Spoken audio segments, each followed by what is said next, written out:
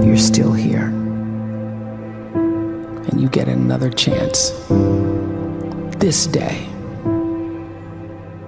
to do better and be better.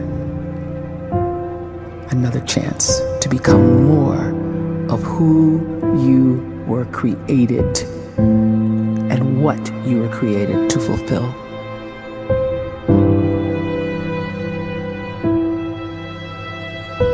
Everyone in the world is capable of living outside the role or beyond the roles that they place themselves in, no matter what it is.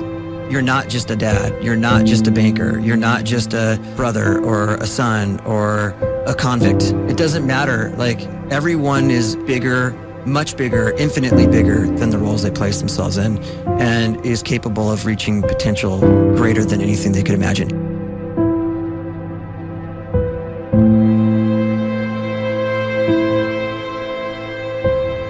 You can live the life you desire. It's right there in front of you. But in order to achieve it, you must first see it, then believe it, and then you must graciously ask and train your brain to help you execute your vision.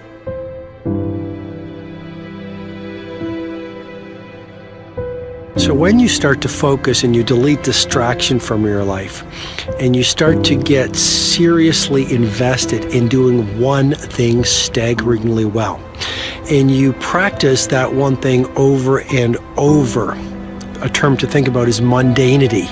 You do one simple, seemingly insignificant thing every day around your main skill, and it's very mundane, but small daily improvements over time lead to world-class results. Well, here's what happens in your brain. You start to isolate a single neurocircuit around that skill, and that starts to trigger a certain type of brain cell called an oligodendrocyte, which then releases myelin.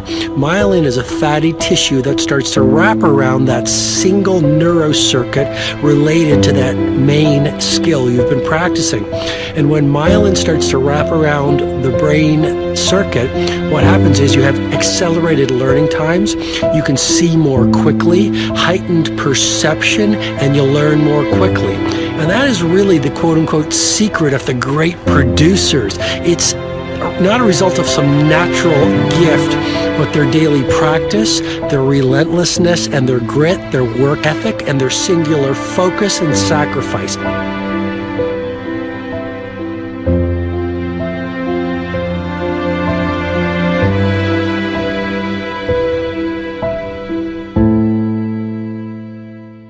A great life is built not by revolution.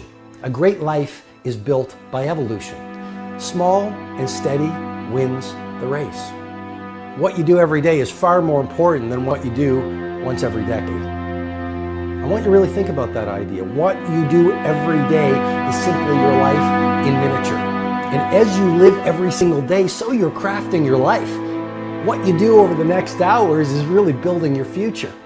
And if you can just get every single pocket of 24 hours right as best as we humanly can, the rest of our life is going to take care of itself. So small wins matter.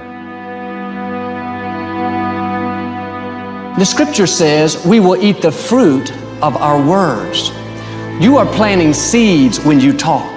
At some point, you're going to eat that fruit. My challenge is make sure you're planting the right kind of seeds. If you want apples, you have to sow apple seeds. If you want oranges, you can't plant cactus seeds, poison ivy seeds, mushroom seeds. You're going to reap fruit from the exact seeds that you've been sowing. In other words, you can't talk negative and expect to live a positive life. You can't talk defeat and expect to have victory. You can't talk lack, not enough, can't afford it, never get ahead, and expect to have abundance. If you have a poor mouth, you're going to have a poor life. If you don't like what you're seeing, start sowing some different seeds.